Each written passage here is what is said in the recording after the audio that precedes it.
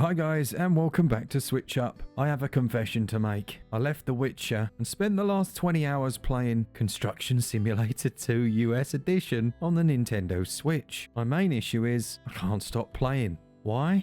Let's find out.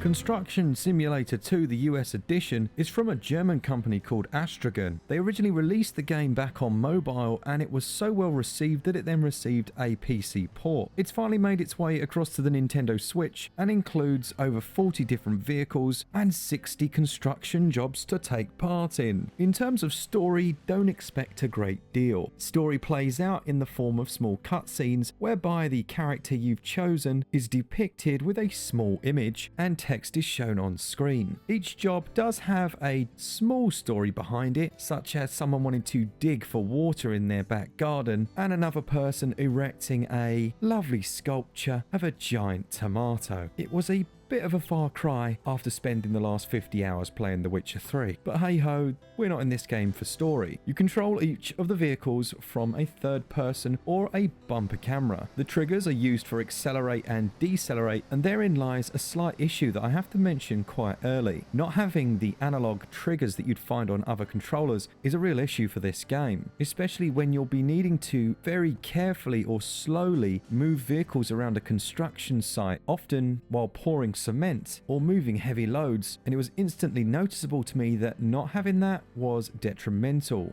I was able to, at least to some degree, mitigate the issue by tapping the button, but it's certainly not ideal. Early on in the game, you're put in charge of your own construction company, and after a few tutorials to get you used to the core vehicles, you're then let loose. At the top of the screen, you can see your current money, and pressing the plus button will bring up all of your company management tools, including jobs which can be selected from the left-hand panel, your financial details which can be tweaked, including allowing you to purchase better vehicles or take out loans from the bank, as well as a plethora of other management tools. The core gameplay revolves around choosing a job, selecting the best machinery for the task, of which much is officially licensed, and then heading to the dig site. Now, there are tutorials for all of the different vehicles, but you must closely look at the title of this game. It is a simulator, and as such, your own skill is very important. I chose to use the arcade, and I use arcade in air quotes, digger controls, and they still offer a good deal of challenge. If your task is to dig a hole, then you can expect it to take the amount of time it would take to dig a hole. No joke.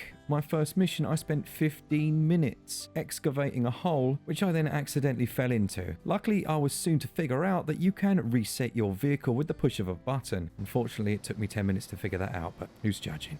Your map allows you to set quick waypoints, and fast traveling is an option, but it's going to cost you if you do it during a job. So off you'll go in your large vehicles, and then you'll realize that, yep, once again, the simulation is real, as a speed camera goes off as you pass it, costing you yet more money. Traffic lights, you're going to need to wait for those as well, and if you unfortunately collide with another vehicle, that's more money down the drain. I mean no pun when I say that jobs are genuinely quite laborious, but I also don't mean it in a negative sense. There was one particular mission where I was tasked with building an entire house. I was there to help another construction company who were having a few difficulties, and after they went bust, I then took over the job. What I wasn't prepared for was just how much of the construction you actually do, from individual pieces of timber being loaded onto your truck and delivered to the site, to splashing out on a brand new crane just to complete the roof. Interestingly, if you make mistakes in the game, while you can reset, which will cost you any money you've spent, you can also think outside of the box to solve your problems. I accidentally knocked a piece of the roofing over so that it could no longer be hooked by the crane, and then spent at least half an hour trying to flip it over so that I could then reattach it. I know this sounds hugely boring, but I couldn't help but be impressed by the level of realism on offer. I did notice a few glitches in the gameplay and controls. Some of the vehicles, for example, require themselves to be fixed in place before you can use the mechanical arms on them, but this often glitched out a touch and you just have to do the same action twice before it worked. A small bug, but one that gets a bit irritating once you've seen it a few times. There is an impressive amount of game to be had here. You really are managing and running your own company, and as such, purchasing vehicles or even hiring them if you can't afford to buy them outright, and expanding the capabilities of your company are all part and parcel of the game. It's also really nice that after you've completed a job, it stays permanently in the game world, so you might pass a house that you built yourself, and it's difficult not to feel some small sense of pride. I guess the main thing to realize about the gameplay is that everything is manually done. If you want to build a new roof, you will have to go and buy the pallets and all the materials, load them manually using a crane onto your truck, tie them down, transport them from A to B, offload them, and then use the necessary building machines to then get them into position. Nothing is done for you. There are no time skips or quick ways around things, and that's where the hardcore fans are going to love the game, but where a more casual player may find it very frustrating and a touch boring at times. Now, that being said, I wouldn't say this was aimed at the casual player, hence the title, and if you ask me why I spent 20 hours playing it, I don't know if I could tell you, but there is a real satisfaction from completing the jobs in the game, leveling up your character, and then gradually increasing the amount of cities and towns that you can work in. It's a very difficult thing to judge gameplay, but I'd score it 16 out of 20. It can be long and arduous, but it also can be very rewarding, and if you're a fan of this type of game, you're going to have a great deal of fun. In terms of the controls,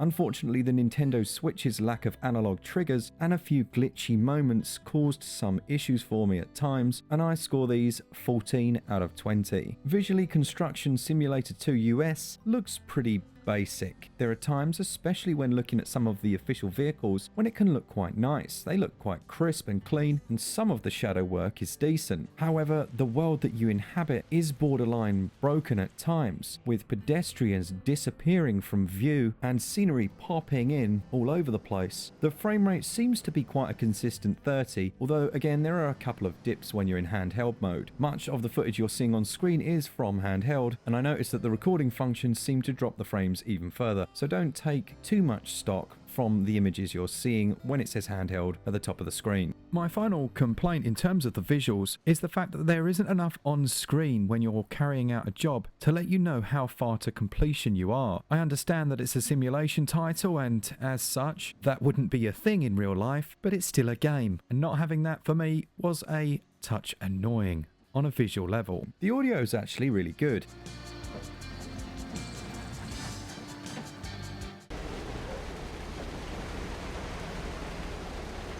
I enjoyed the music of the game. It varies from lively and upbeat songs to more relaxed, chilled out ones, and they do a good enough job in the background. There are a few slightly dodgy sound effects thrown in, particularly in areas like the oil field. But overall, all of the diggers and construction vehicles sound suitably authentic. Visuals for me score 13 out of 20, and the audio scores 16 out of 20. The game will set you back £17.99, €19.99 or $19.99, and that seems a reasonable price to me. There's an incredible amount to do here. There are a number of officially licensed vehicles and a multitude of interesting and certainly unique jobs to undertake. There are 4 large open areas that you gradually unlock GTA style, except without any of the guns, and well, it's a touch slower, but there's certainly enough here to keep you entertained if you enjoy the core concepts. It includes a lot of features that weren't on the mobile versions, and with that vast number of jobs including repairing old broken roads, rebuilding a railway bridge, gardening work, building the houses or industrial halls, as well as numerous transporting missions, I don't think you'll be lacking for things to do. Overall for me, value scores 17 out of 20.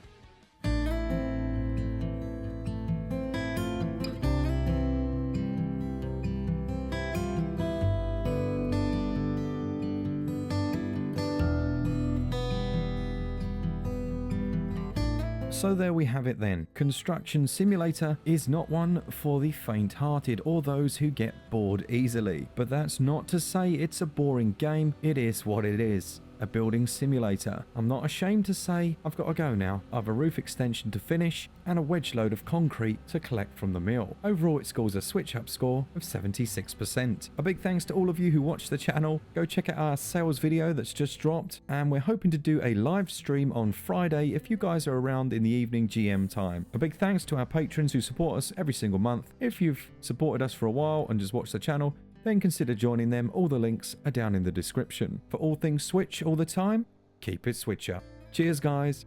See ya!